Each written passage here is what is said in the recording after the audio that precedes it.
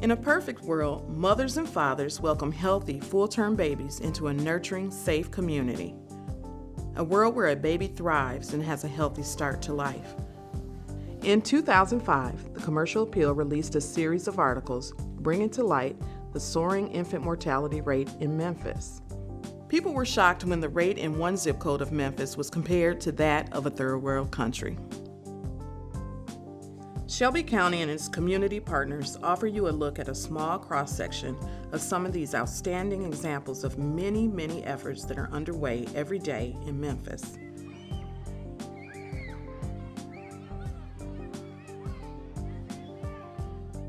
We can't possibly cover all of these programs in this film, but they are acknowledged and are in the hearts of the families they've helped. There's no magic wand to wave over the problems of prematurity, lack of education, limited access to health and prenatal care, domestic violence, and above all, poverty.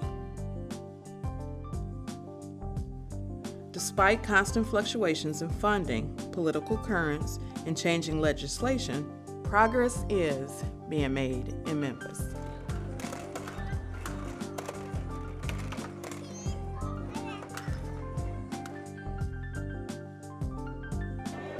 In 2006, the first summit was held to establish a multifaceted effort to improve birth outcomes and coordinate early childhood and family resources for infants and their families.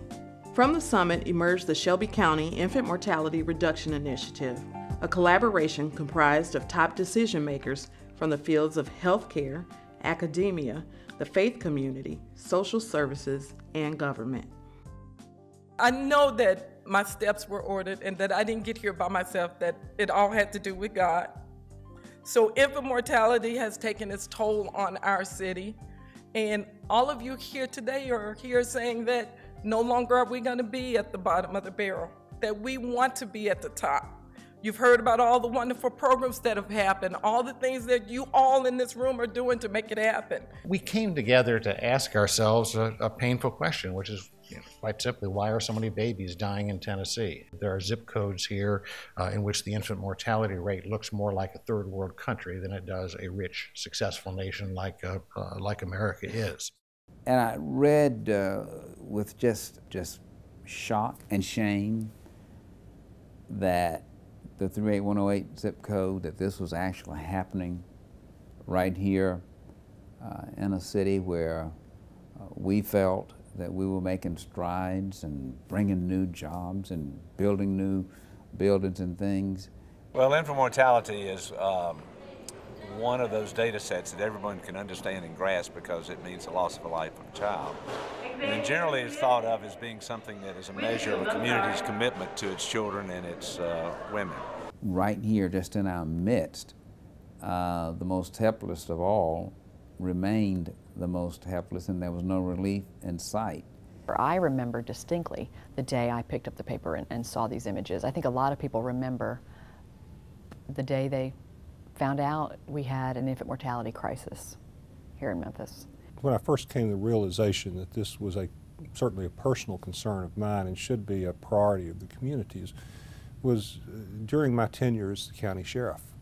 And in the course of the work that goes on in public safety, seeing the impact that it has on children, seeing how the poor decisions of adults has profound impact on the children in our community. If you can't see it from just the human perspective of the parents losing the child and it being so great here in Memphis, there's the cost if you have the premature birth and the expense, and a premature baby is the most expensive to take care of, and we take care of many of them at the Med, and that cost is borne by the entire community. We've got an army out here mobilized, and that's the idea. The governor graciously came down and brought the highest level of attention we could bring to this issue with the summit that was held at the University of Memphis. I said at that time that years down the road, I wanted to be able to look back and point to that day as the day that the tide began to turn. Let us pray. God bless the babies, bless the babies. We come together today asking you to bless the babies. God, too many lives are being lost. Please, God, bless the babies. Too many young babies are being born before their time. God, bless the babies. God, too much tragedy, too much sorrow. Infant mortality is death of a live birth between birth and the first birthday. Infant mortality rate. Number of infant deaths per 1,000 live births. African Americans have the highest rate of infant mortality. I am the Memphis coordinator for IMPACT, and IMPACT is Infant Mortality Public Awareness Campaign for Tennessee, which means there are 10 teenagers who are trained to advocate for infant mortality. They go to Hill Blitz every year and talk to senators and representatives to tell them what they're doing here locally and to ask for their support. So those teenagers also have to create their own PSA announcements for TV, print, and radio, which we're currently doing. And the third piece, they have to go and talk to other teenagers about infant mortality. So they go and do a presentation on facts, causes, prevention, and they do a little skit to kind of bring it all home so they can keep their attention, because you know teenagers have to be entertained. And I learned that the things that I do now at this age can also affect when I decide to have a child. It gives some insight onto infant mortality, because in all honesty, I did not know infant mortality was as expanded and as broad as it was. So I gained some insight on that, how pregnant women should avoid, of course, alcohol and smoking, and how they should take folic acid, and it was just really eye-opener to understand that, you know, babies are human lives, and that we must take care of them even while they're inside.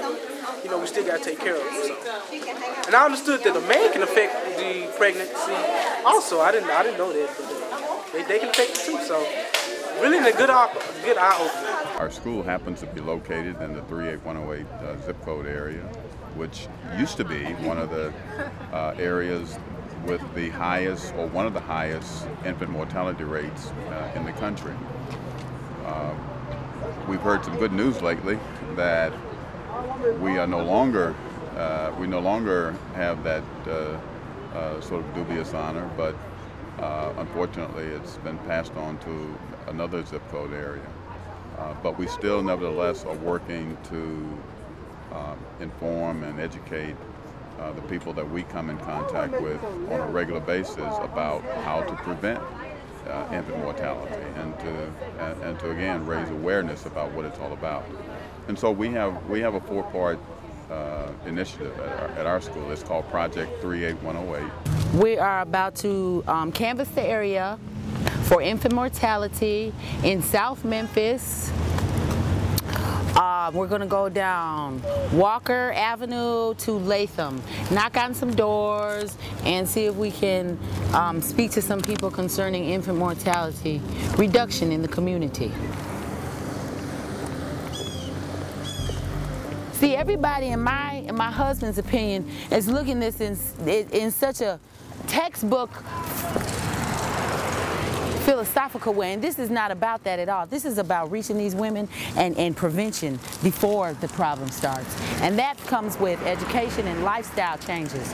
There's information in that packet. Please do read it, darling, and look through it and see what all you might be interested in. There's numbers and information. Man, I'm gonna go real quick in, guys, and hold the baby and see if I can get her to talk with us for a minute. Hi, you mother, good to church. Yeah! Hey, listen, there's a lot of phone numbers and websites that might help you, because these babies are just dying out here. These young people are not doing the necessary things. Yes, I did. I had to take care of Medicaid. Where, you know, once I found that I was pregnant, they gave me the prenatal vitamins, and I was going to the doctor regularly, you know, like I was supposed to. And I had a fine birth. One was 7 pounds, 5 ounces, and one was 5 pounds, 7 ounces. Okay. So I had 2 healthy boys. There's now 3 and 7. That's doing good. Wonderful, yes, wonderful.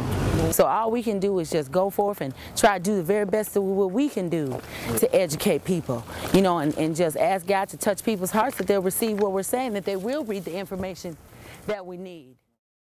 A lot of it's educational, and a lot of it is having maybe a mentor or follow somebody to be with the mother and teach them how to be a mother. We've got so many young women who get pregnant as teenagers, and so you have children giving birth to children, and they oftentimes don't report the pregnancy because shame, and then if they do report it, the children don't know how to take care of themselves. I mean, they're having finished high school on so many occasions. We are talking about an issue, a very important issue, community issue, an issue that impacts us more than anyone else. When I say us, I say black people, poor babies. So I've been very gratified over the years as both just a practicing physician and pastor, and as commissioner and now as a public health advisor, to see that churches, that communities of faith are coming together to recognize that if they can increase the awareness of their congregation and the communities around their congregation, that it is a problem, number one, then there are elements that can be put in place.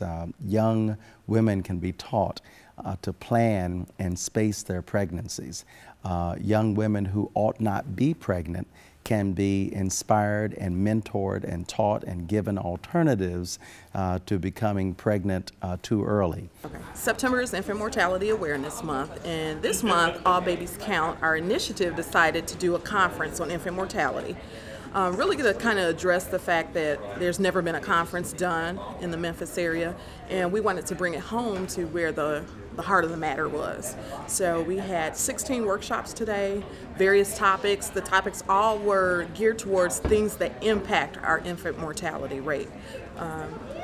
As we have the Breastfeeding Coalition here today. So we're hoping that we can impact our numbers just by educating the general community. We had clinicians here, students here, our general public. So we picked up this resource guide of what's going on just to address issues around babies and children and babies.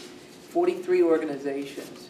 That's not a bad thing. I'm absolutely convinced, and Jan would argue with me from the Assisi Foundation, I'm not sure we should worry about we have so many organizations. I think we need to worry about how we align them. I don't think we should tell anybody to stop doing what they're doing, because the numbers would suggest we need everything.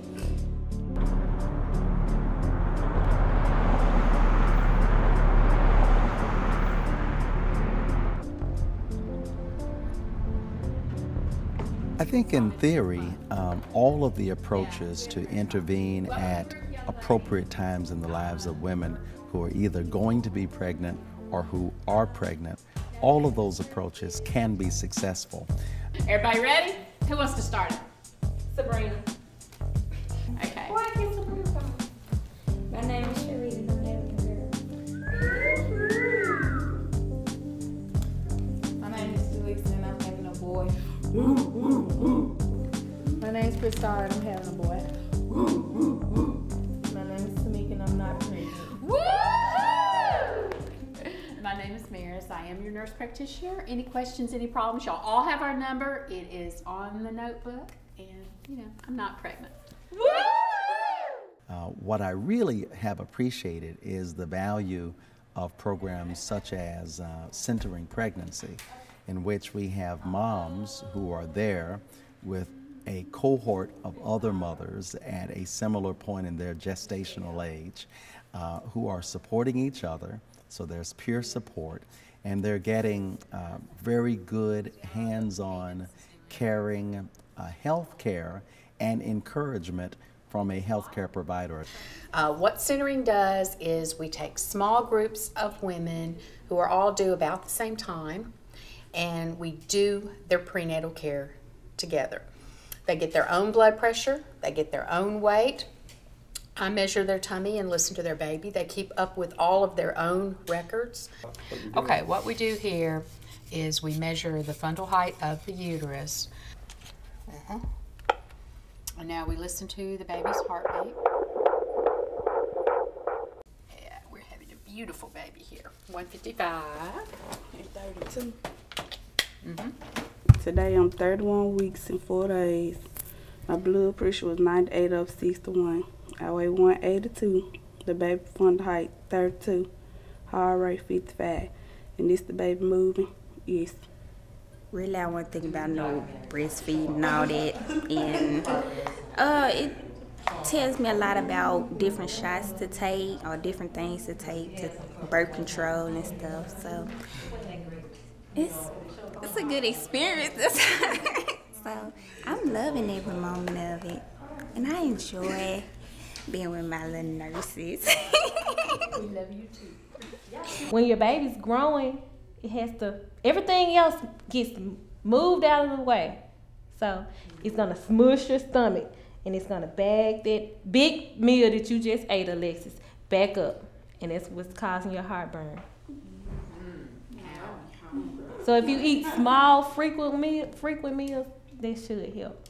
Should help. All of our patients come out ready. We even hear from the nurses and doctors at the hospital, like, man, I love your centering patients because they know what's going on with them. And we have most of our patients, they all come back like, I'm so happy that I did this. And I feel great. I'm grateful to be able to do this program and help the moms to be. Okay, vitamins. Is everybody taking their vitamins? Is anybody having problems taking their vitamins? We learn a lot. There's a tremendous support system among the young ladies because they're all due about the same time. These young ladies are all due in December. We group them by when they're due so they can share and have a really great time and learn. It's wonderful. A lot of efforts are going on around the country to try to improve infant mortality. In Memphis, we've had a summit that involved the governor and the mayors.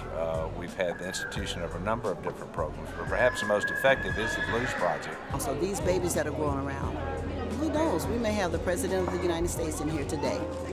We may have elected officials, our city county officials, our superintendent of schools. There are so many potentials in this room right now, and we must invest in our children. It's not an option. This is what we do, and the Blues Project helps to get us closer to that goal. I found out I was pregnant with him when I was 3 months, and I went to Christ Community Clinic, and they had the Blues Project set up for women who, you know, their first children, and you know, need the help and the talk to him about. And I got in the program, and that's one of the reasons why I'm here today. What happened when my baby, he died because he was having problems, because he was having spinal muscular atrophy. He cannot eat normal. He was very sick.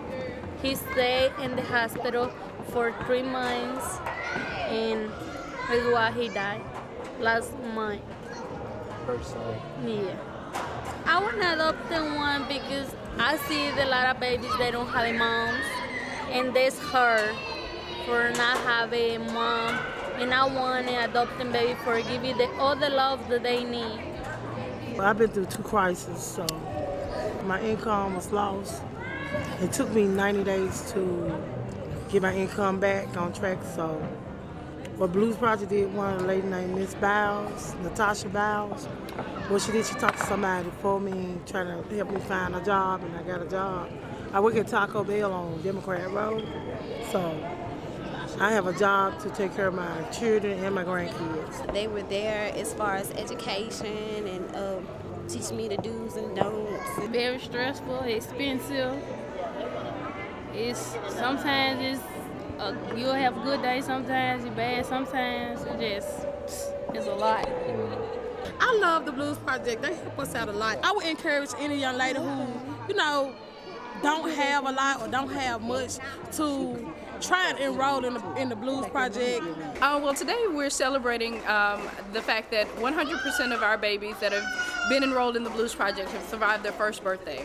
September is Infant Mortality Awareness Month, and each year we come together as the Blues Project to host an event where we bring all of our moms and all of our babies that have gone through the program to celebrate, you know, another year of life.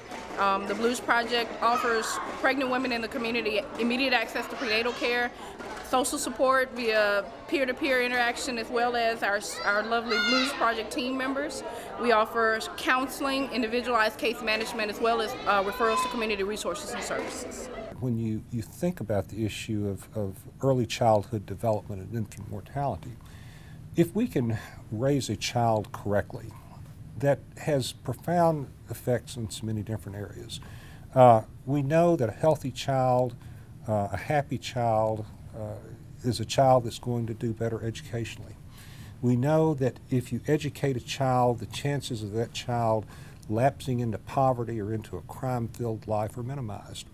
We know that if we can take that child and develop that child over the years in a healthy home environment, in a healthy school environment, a healthy faith-based environment, we know that if we can take those ingredients and mold that child correctly, that child can grow to be successful. And they assist me, they help me with my child. When I'm in need, they help me, they call, they give me information about small things and big things that I was needing to know at the time. In all my pregnancies, I would have had like 7 pregnancies, but I had 3 miscarriages. I got 3 living at home and 1 on the way now. Because it's very important that you go for your prenatal visits, because they tell us that, if we don't go for the prenatal visits and stuff, that anything could be going on, with your pregnancy. Our ultimate goal is that we're able to impact more lives. We want to open enrollment again for our study and for our program, so that we can begin to provide women with early onset prenatal care. We want to provide mothers and families with education on how to take care of themselves, how to take care of their babies, how to build self-esteem and go on to pursue some identified goals that they may have for themselves. It helped me a lot with understanding the basic needs for the children and understanding the common diseases for the kids and how to cure them and how to fight off a lot of the SIDS, the infant death syndrome and stuff like that. Well, behind us is the baby store, and we also will have a resource center. We have partnered with several agencies throughout Memphis to help combat the infant mortality issue that we have here in Memphis. And by doing that, the baby store is getting ready to be open. And what we hope to do is to bring mothers in, to educate them, to provide the services and the resources that they need to have a healthy pregnancy.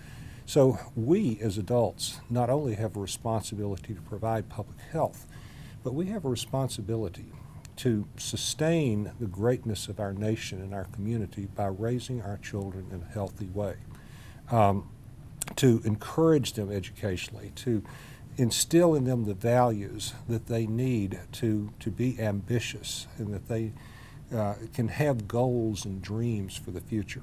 This is one of our community events that we encourage our participants to come to. They enjoy it, the babies enjoy it. There are all kinds of toys and little educational tools for them to play with. So it's a day of fun, and that's what we want to encourage, that life doesn't have to be drab. Life is fun, and we celebrate life.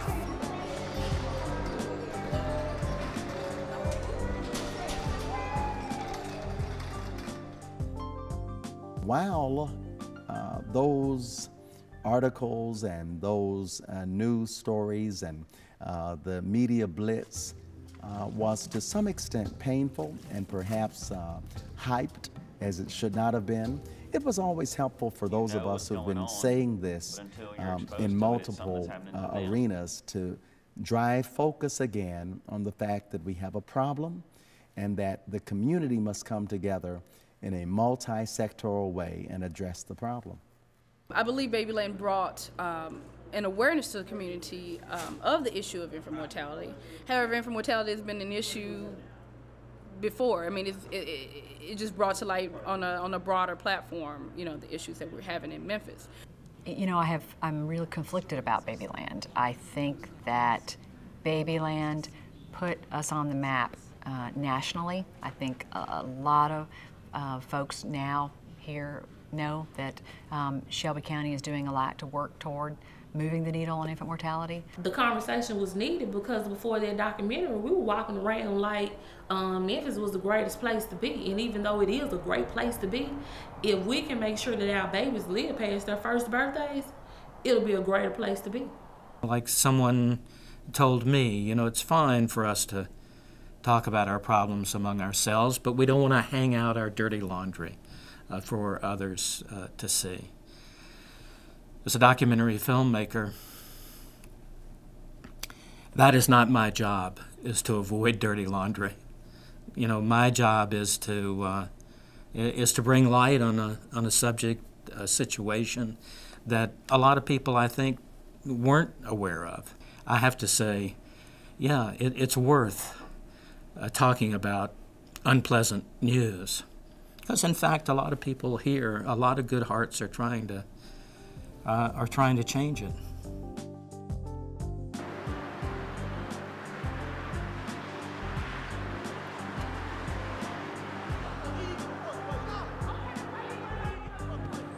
A lot of what we see once the baby comes home is we see that most of our moms are involved in relationships that are unhealthy. Mainly not on purpose, but because they are not familiar with what constitutes a healthy relationship. They're choosing partners or spouses that are not necessarily responsive or informed as to what to do with these children on certain behaviors. We have several children in our community, or several babies that have died in our community because of potty training behavior that boyfriends have gone on to shake or to physically harm a child because they didn't potty train the way that they felt, in the timely fashion that they felt that they should. Or you have parents leaving their children with people not qualified to be effective in taking care of these children. You have domestic violence that exists in the home, and moms not being aware, come to the self-actualization of the fact that they're being abused. I mean, it's a variety of social issues surrounding infant mortality. It's bigger than this child being born low birth weight or premature. Infant mortality is there's a wide gamut of community factors that impact infant mortality. Well, one of the things we've come to understand is that the process of gestation, the internal environment inside of a mom for a baby to be born, is a very complex process. It seems uncomplicated for people that have normal deliveries all the time, but apparently there are elements for African Americans, elements that are related to stress, elements that have other clinical correlates, and certainly there are those extraordinary linkages between infant mortality rates and poverty. There are psychosocial stressors. We've identified any number of them.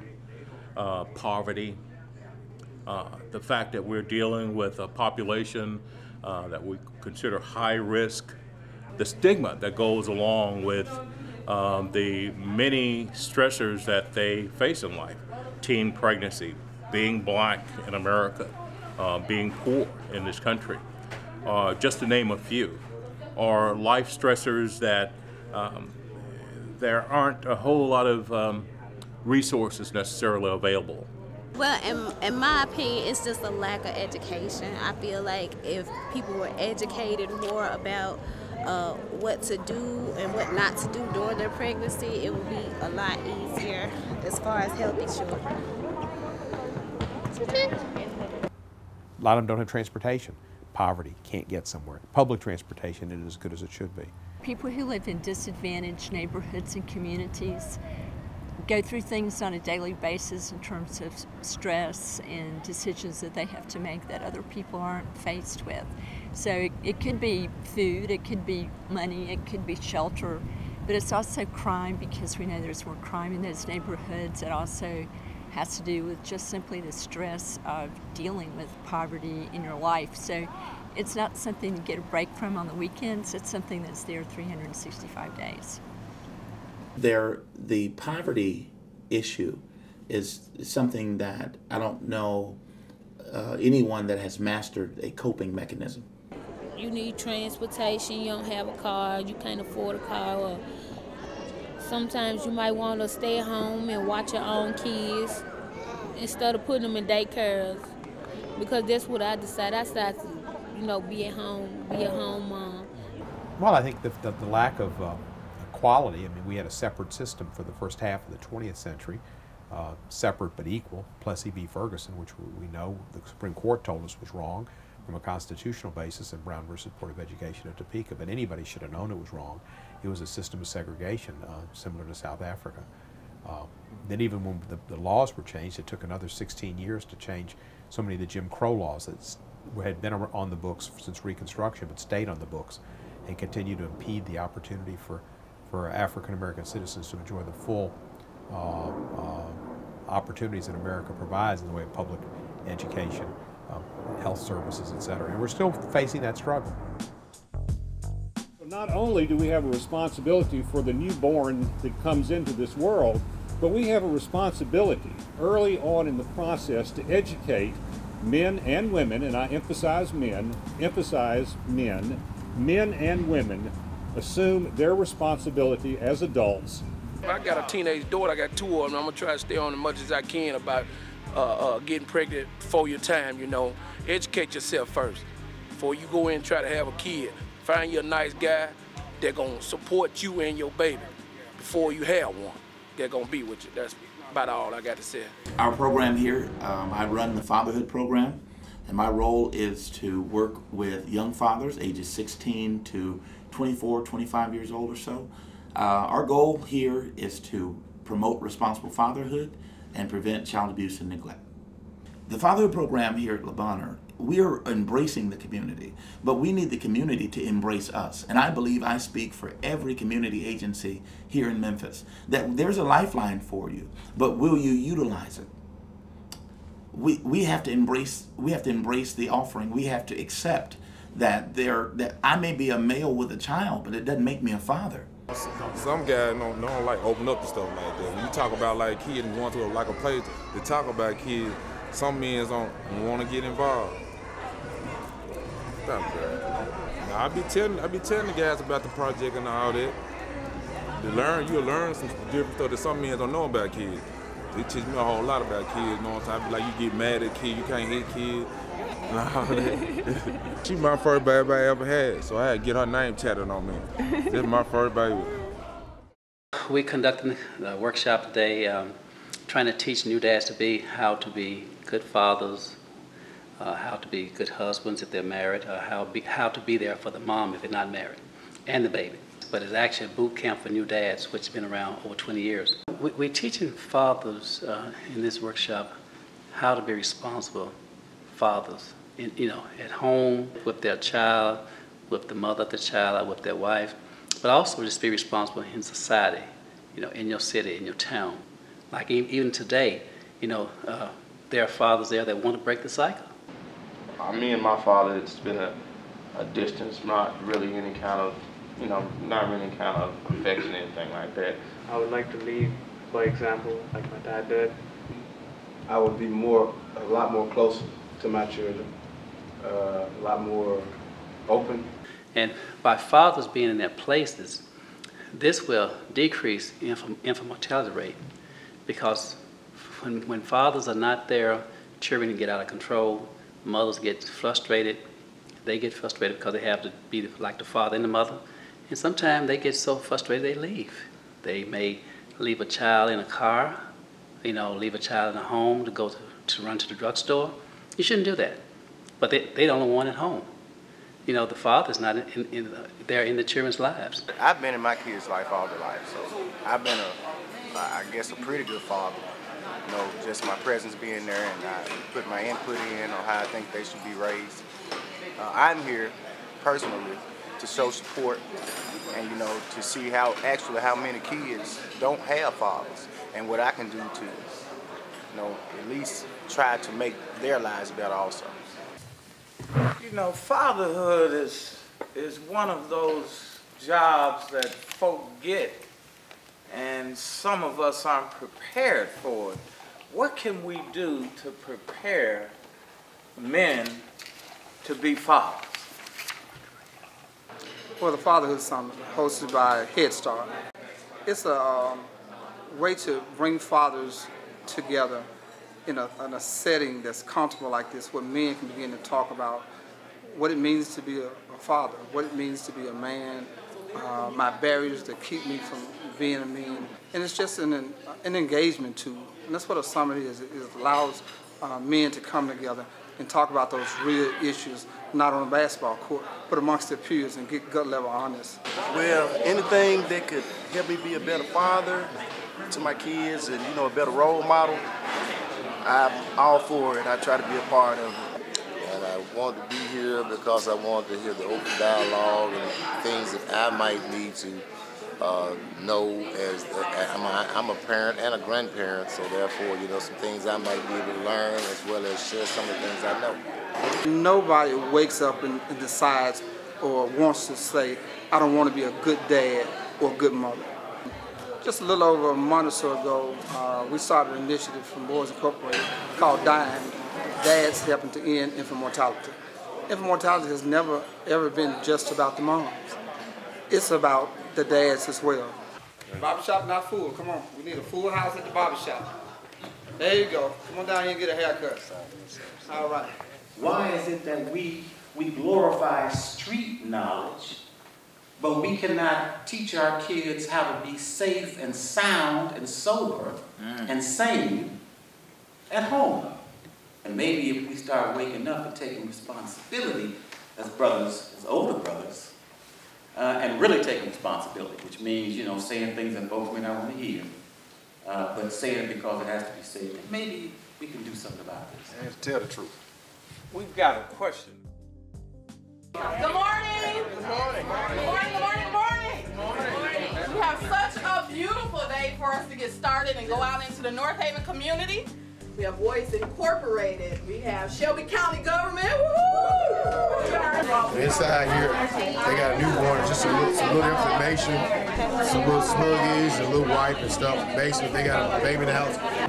Please put me back to sleep. Some things for mother, for healthy babies, breastfeeding. Thanks for coming today, guys. There are children in our neighborhood that would parents would like to see you today. We're always open here in North Haven for anything that would help Shelby County. We're so glad you came. But I've been out here long enough walking these streets now so people know me and they know what I do. Just let them know what you do and I think they'll be receptive.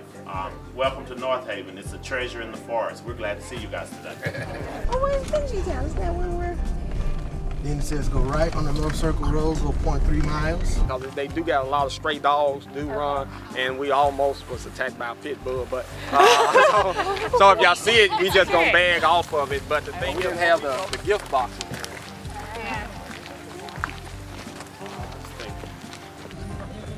Right.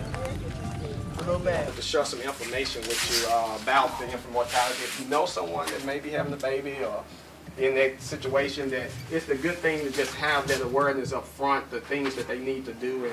Okay, so we're out in the community today raising awareness about infant mortality and how mothers can basically have a healthy baby, different ways that they can protect themselves and their infant before the age of 1 to make sure that it's a healthy pregnancy. So we have a bag of resources, different things like insurance, nutrition, folic acid intake, just a bunch of things that people might not know about, just to kind of, help this cause. So. Yes. Okay. Yeah, if you know anyone, and it's the resource that's available through All Babies Count that a lot of people in this community just not aware of. Okay. We pray that you take advantage of that, or they will, so that we won't have more babies dying before that. Okay. I know y'all might have heard a lot about 38127 being a high zip code for baby infant deaths. We're trying Praise to high school. Yeah, well, that's a lot of pregnancy. But the community as a whole. That's why I took my kids out of it. Yeah. Yeah. The community's just All Babies Count, and a lot of times you have young mothers because those young mothers have young parents who became young mothers. So the cycle started for them, and what we're doing today is trying to break the cycle, mister. Somebody's got to say something, at least just try to help. But this used to be a beautiful neighborhood. It really did. And about 10 or 12 years ago when my kids was out here, it was nice. Beautiful. But y'all see it now. It's drugs. I ran all the older folks from out here. It's drugs infested, man. It really is. That's all I got to say. There's nothing now but hoodlums, gangs. It's nothing anymore. Yep. Yeah, there's no grocery store in here where you have fresh vegetables, food, and things like that. Only thing you have is a convenience store, and they don't have the proper nurturing and foods that a community of people need, such as that. So that is one of the problems that communities like North Haven have right there. Just trying to meet a need with children that grow up They don't always have a lot, and they move a lot. They're so mobile. Just pick a door, any door, guys. Any door you want to knock on, just help yourself. But the kids don't have a lot, and they move 5 times by the 12th grade. A lot of times, that's the reason when parents move so much. They lose their benefits, they lose their lights. Utilities are high, and you can only afford so much. So when you can only afford so much and you get behind on your utilities, if you can't afford to pay, you're going to move. And I think that begins a cycle. Even though it's Section 8, y'all come on through. Oh, okay. Even though it's Section 8, it begins a cycle. And that's why we're out here today. If you call me up at the school and ask for me, I can set it up so the nurse can start. Labana has a program. I put all the girls I know of out here that's pregnant on there. Okay. Where they come in the home, they work with you, they keep you going, they keep your scores. She has to go to those classes. And my name is Paget, and just tell her your daughter pregnant and you need to connect with Labana Saw Child Care. All right, I'm the principal up there. Just tell. I know we love you out here. We see you watching the kids. Oh, Lord, ladies, don't tell the people that. But I'm serious. Look, that's the school number. Just point 0. Okay. You're gonna get Miss Jones and ask for Miss Glover. All right. This the lady can help. She'll connect you up to where they coming out here. I mean, it's seamless. It works beautiful. There's individual responsibility, yeah, but in a community like ours where there's been such neglect for so long, I think you can takes a village to raise a child, and so we all have to pitch in together, and that's why community health centers are so important, and mobile health clinics are important, and taking the professionals to the patient, to the pregnant mother, to the child, because otherwise they're not going to do it themselves. This is Jonah Alexander Davidson, and he is 6.5 weeks old. He is a joy. He is really growing. So how has Jonah been? Jonah has been great. He's growing and learning and developing and following me. So how are you adjusting to breastfeeding? I like breastfeeding. Does Jonah like it? He does. He actually holds me hostage. Is he like letting off like different cries to let you know, like, can you pick up on like what's wrong with him? Like he may be wet or he may be hungry. Anytime he cries, I typically know he's wet or he wants to be held. Hungry, that's a whole different little screech. Are you reading to him still? I still do. A lot of times they say that when you read to them while they're still in the womb, the repetition of those, does he kind of pay attention to it, or is he still just relaxed? He's just still relaxed, but I don't talk baby talk to him. We don't suggest that you. Right, that I don't do. We don't do baby talk. The program in Port Elite has been around before I got there. It's the Cornerstone program, and the basis of it is to help decrease the infant mortality rates in Memphis, which has been a problem for a while. We start from prenatal all the way until the child turns 3 years old. So, you know, this may be their first pregnancy or their third pregnancy. But we just try to talk to them to, you know, sometimes people are stressed out and they need someone to talk to. So sometimes I'm just that listening ear. Or it might be a case where my light bill is due. I have a cutoff notice. I need help paying the light bill. We have agencies that we refer them to for light bill assistance. They may need food. We refer them to food banks. So it's like we want to be that change agent to connect them with other agencies in the community to help meet their needs. I'm older, I'm 39, and having a fear of, you know, birth defects and things of that nature, Down syndrome, anything else, you know, being an older parent, you know, for the first time. So anyway, that was the story. You know, I immediately sought out a doctor for high-risk pregnancies. You talk about accountability, and you talk about not getting a break from being poor. You know, you talk about not having a break from whatever your problems are. You're right, you don't. You know, you wake up, you go to sleep, they are still there.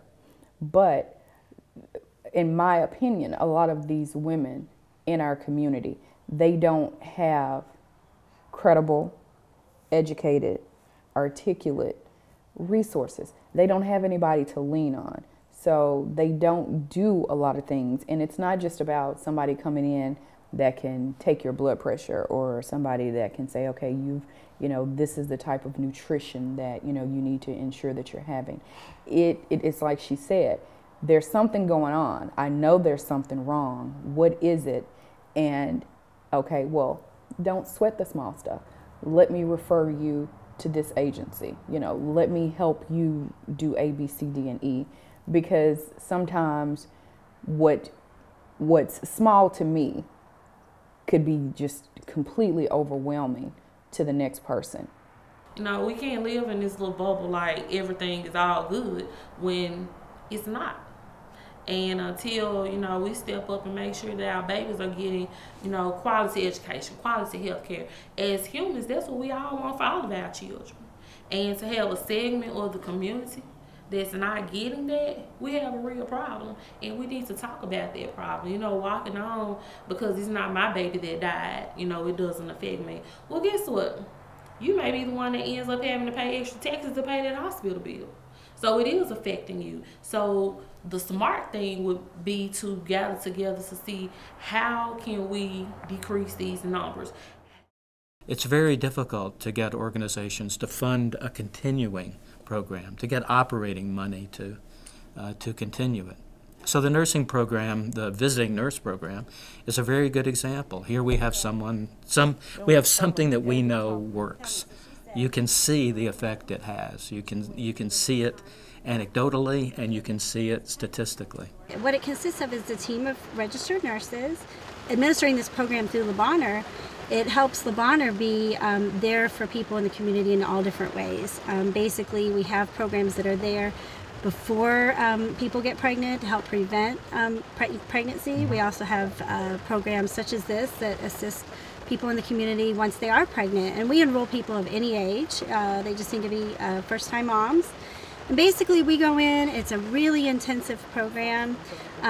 We partner with them. It's a relationship-based program. I ate me some chips yesterday. Some salt and vinegar chips. Yeah. Not a lot. I got a big bag. I didn't eat a lot of them out of there. Good.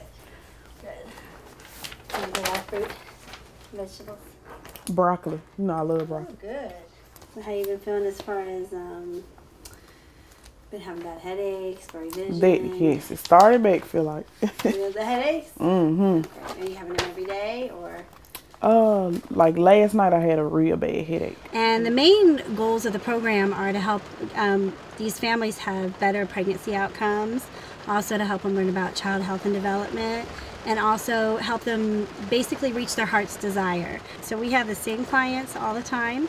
We have them all the way from pregnancy until the babies turn 2 years old. Actually, it's convenient because they come to you.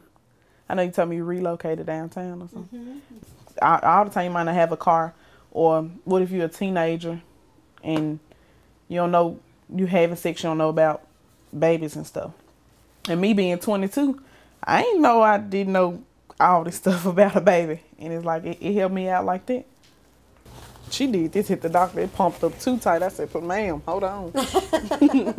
We visit them weekly or every other week. It depends on what point in the program they are. They start out every week for 4 weeks, and then we go every other week till they have the baby. And then when they have the baby, we go every week again for 6 weeks. And these visits last an hour to an hour and a half each. Placenta previa just means that it's lower, and it can be what's considered complete, where it completely blocks the cervix. It could be marginal, where it's like just on the edge a little bit. I like Miss Becky because if I have something like how we first start our visit office, if I'm having any like today wasn't a good day, she'll be concerned about that. Or my blood pressure, she'll be concerned about that. Or how I eat, she'll be concerned about that. And I don't take it personal. I like the fact she come because it educates me. Because if I would have had a baby when I was younger, I probably wouldn't have met Miss Becky. And I wouldn't know what to do. She would not let you help her with her bag. No, I got it. You don't need to be carrying this big old bag. Okay, well, thanks a lot. It was great seeing you. I love all of my clients. I learn more from them every single day than they'll probably ever learn from me. And just seeing them grow and change. We do a lot with goal setting also. And so we talk about short-term goals and long-term goals, and watching them reach those goals is so exciting every day to see them change. And then when they have the babies, it's just wonderful to see, a healthy baby come after this. such a heart-rending thing, people losing their children and planning for it, and it tears at a person's heart. I mentioned that my father had lost a child in 1946, and they never forgot that child. That's always been on my mother's mind, and it's, I think nobody ever forgets the child, even if not born, it didn't have a personality. They remember that, and it's a scar, and they shouldn't have all these scars. We should have a statement for our children. You know, there's a children impact statement, but it's in our hearts. Investing today for your rate of return tomorrow. I think that the result of what we're teaching will be shown generations from now, because our goal is to provide them with the information and to teach them. And when their children have children, for those mothers to teach their children what they learned back in 2009, 2010. If the hardest of hearts somehow can look at what we're trying to do and the message we're trying to get across and say, well, hey, I'm 70 years old, I'm not having any more babies, and I don't live down there in that part of town anyway, so I'm going to change channels, I'm going somewhere else. This is, let those young moms and those others do. No. Because the baby in the womb today who's not getting the right diet, whose mom is under stress, that same baby, 16, 17 years, is coming to a neighborhood near you, and they will not come with a smile on their face. We've got to stop blaming the women for not being married, for having babies too young, and we need to look at the system, look at the environment in which we have placed them. When we middle-class folks leave those neighborhoods and say we don't want to support government programs for the common good that might help lift those people in those neighborhoods, when we do that, then we are getting what we ought to expect. We're getting what we deserve, which is an enormous set of social problems that sure may be concentrated on one side of town, but we're only as strong as our weakest link. So there is no way to separate one neighborhood from this, one race from this, one age. This is everybody's cause. This should be everybody's concern, because this is much more than one woman having one baby. This impacts us all. A lot of our problems have not, or other communities have them, but we probably haven't dealt with them as much, so they're more pure here in a way. But you know, you just can't give up, and we're not going to give up. And then when we, those of us that look like me, are in the autumn years of our life, and we can look at this younger generation that's coming up, then we can pass from this earth with some feeling of satisfaction that we've done our part to sustain the greatness of our country in the years to come. We've got to find an answer. All of those programs, every one of those little drops of water that we have make a big difference in how we fill the pond. And you all are working that. So one day, we will be able to say that 38108 has the lowest infant mortality rate. One day, we're going to be able to say that Tennessee has the lowest infant mortality rate of any state in the South. One day, we're going to be able to say that we have the lowest infant mortality rate in all of the United States, because all of you are doing the work that it takes. Thank you all.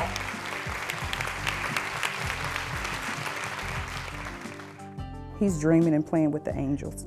That's what I say when he's smiling in his sleep. Hi. Hi. Yeah, I know. Tell me.